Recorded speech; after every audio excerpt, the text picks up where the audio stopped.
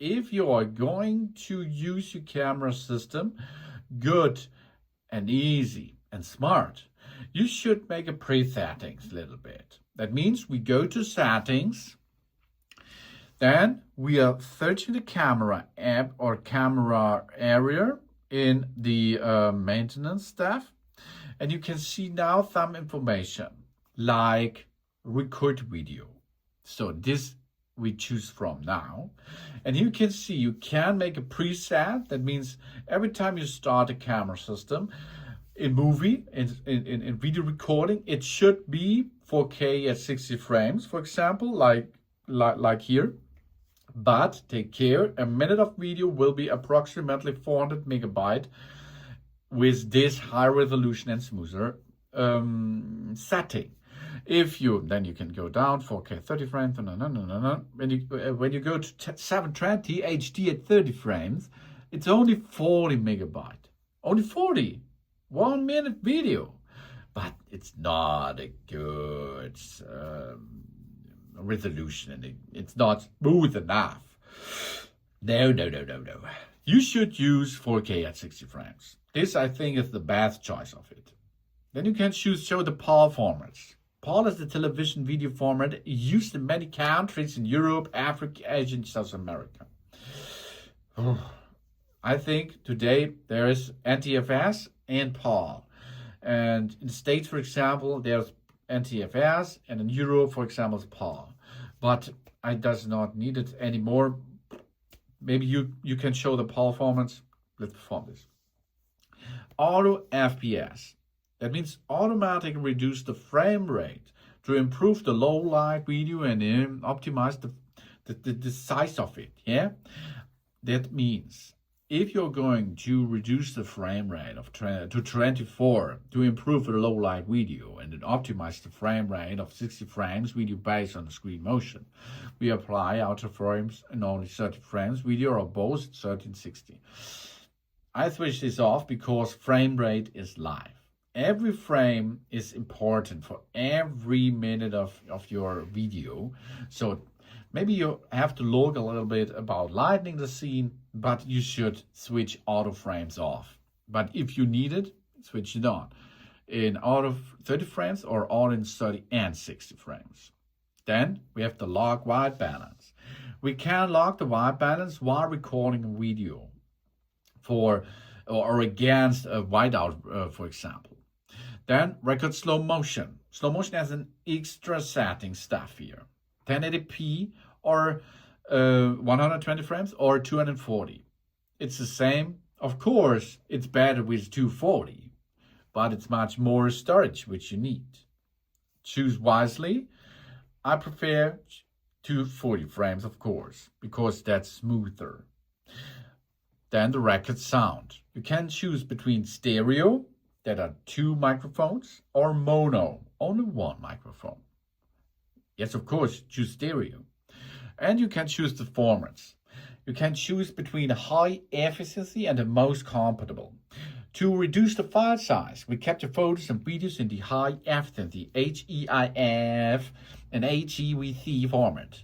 Most compatible will always use JPEG and H.264. But 4K at 60 frames and 1080p at 240 frames requires a high efficiency. So you have to choose high efficiency, of course. Otherwise, you cannot use the 4K 60 frames option. Then we have here scan QR codes. I like this really much. If there's a QR code in the area of the cam, you can push on it and directly open the link, for example. Show detected texts, really good feature. So you can use this text on the screen directly. And of course, preserve settings. We can go to camera mode.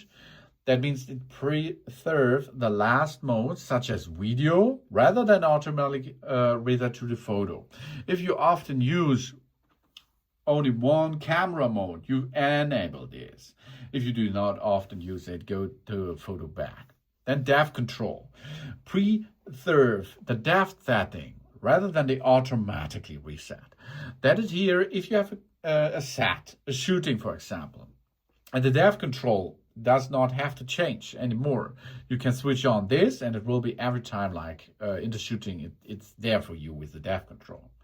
And preserve the live photo settings rather than automatic reset to the live photo turned on. If you do not need the live photo so often, you should enable this option, because then you can disable the live photo once you does not need it, and the next time you start the camera, it will be not enabled anymore. So I not choose the live photo, for example. Then we have here compositions, grid, level, mirror the front camera. You can enable this if you like it. So here we are. Have a look what's going on now. Switch on, double tap, go to the camera, and you see here now are some squares on it, and here you can see the level. Okay, that helps you a little bit to make a good picture job for example. Grid, level, and mirror front camera. Then we have a photo capture. We can have a lens correction. It corrects the lens distortion on the front camera. So you can let this on or off, of course. As well, we are looking for it. We are moving to the other side. We're going here and zoom out. And here you see big area and so on.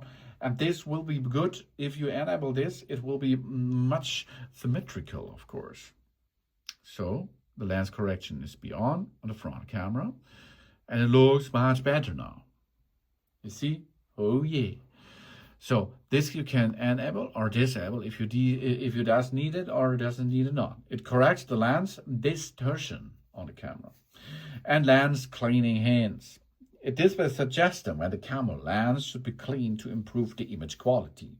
I think this is a good thing, because often it is like dust, and you does not need, you does not see it, and you are continue taking pictures or movies, and it's all dust there. It's not dust. Often it's dirt. Okay. Then we have here lock screen swipe to open the camera. We swipe left to lock the screen to quickly access the camera. I showed you before. You can perform this, you can disable this. And messages. We saved captures to the photo library. Automatically save the capture taken in a messages camera to the photo library if you like this. Switch it on or off. So there's a lot of presets, settings, which you can use for the camera system on your Apple iPad Pro 2025 model.